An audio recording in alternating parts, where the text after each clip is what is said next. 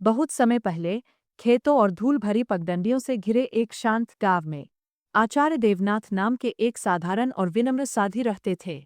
हर सुबह सूरज निकलने से पहले, जब पूरा गांव अभी नींद में होता, देवनाथ नंगे पांव जंगल के किनारे खड़े एक प्राचीन बरगद के पेड़ तक जाते। गांव वालों का मानना था कि उस बरगद में एक आत्मा वास करती है, ज्ञान और सत्य की एक मौन रक्षक। देवनाथ ने कभी इसका प्रमाण नहीं मांगा। वे रोज धूप, फूल और प्रार्थना अर्पित करते, न डर से, न लालच से, बल्कि जीवन के प्रति कृतज्ञता से। साल बीतते गए। एक शाम, जब सूरज सुनहरी रोशनी में ढल रहा था, बरगद के आसपास की हवा अचानक शांत हो गई। पेड़ की जड़ों से एक वृद्ध पुरुष प्रकट हुआ, जिसकी आंखों में समय की गहराई थी। उसने शांत स्वर में कहा, मैं तुम्हें देख रहा हूँ। तुम कभी मांगने नहीं आए, तुम केवल देने आए हो। ऐसी भक्ति बहुत दुर्लभ होती है। देवनाथ ने श्रद्धा से सिर झुका लिया। आत्मा बोली, अगर तुम्हारी कोई इच्छा हो, तो मैं उसे पूरा कर सकता हूँ। कुछ क्षण मौन रहा।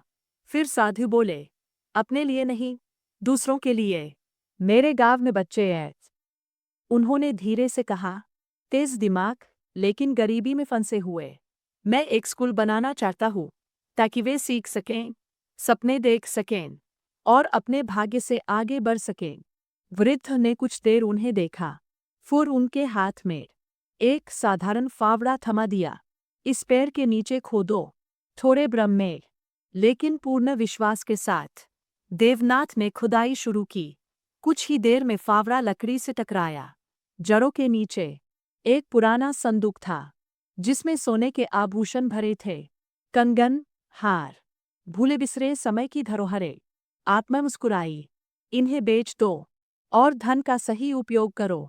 देवनाथ ने वैसा ही किया। उस धन से उन्होंने एक छोटा सा स्कूल बनाया। न ऊंची दीवारें, न चमकदार दरवाजे, बस एक ऐसा स्थान जहां ज्ञान स्वतंत्र रूप से बह सके। बच्चों ने पढ़ना सीखा, सोचना सीखा और खुद पर विश्वास करना सीखा। कई साल बाद, जब देवनाथ धन्यवाद देने लौटे, तो बरगद फिर से शांत खड़ा था, लेकिन अब वे सच्चाई समझ चुके थे। खजाना कभी सोना नहीं था, इनाम था एक शुद्ध हृदय पर रखा गया विश्वास। नीति, निस्वार्थ इरादों के साथ किया गया कर्म, खुद ही सफलता का रास्ता बना देता है।